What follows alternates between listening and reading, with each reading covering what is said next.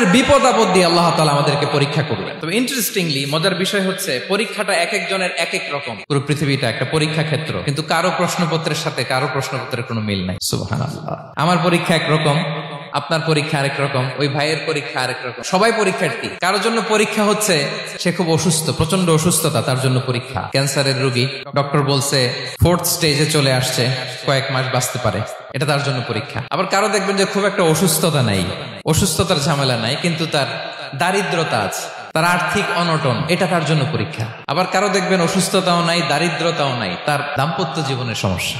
অনেকের দেখবেন এগুলো কোনোটাই সমস্যা না, তার ছেলে কথা শোনে না, মাদকাসক্ত, রিহ্যাবে পাঠায়, আবার আসে, আবার গাঁজা খাওয়া শুরু করে, আছে না নাই বলেন? দেখেন তার পরীক্ষাটা আবার আলাদা। তাহলে পরীক্ষা ছাড়া, বিপদ আপদ ছাড়া দুনিয়াতে কেউ নাই।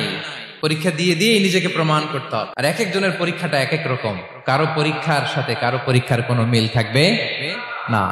তো মাঝে মাঝে আমরা এটা ভুলে যাই। আল্লাহ তাআলা কালামে পাকে রিমাইন্ডার দিয়ে আমাদেরকে স্মরণ করিয়ে দিতে চান যে এই পৃথিবীতে আসলে তোমরা এসেছো পরীক্ষা দিতে। এটাই জীবনের বড় বাস্তবতা। এটা যদি ভুলে না যান, এটা যদি আপনার মাইন্ডসেটে থাকে যে পুরো জীবনটা একটা পরীক্ষা, তাহলে দেখবেন কোনো কিছু আপনাকে কাবু করতে পারবে না। আপনি হতাশ হবেন না, জীবন নিয়ে আর অভিযোগ থাকবে না, আপনি ভেঙে পড়বেন না, সব অভিযোগ হতাশা দূর হয়ে যাবে।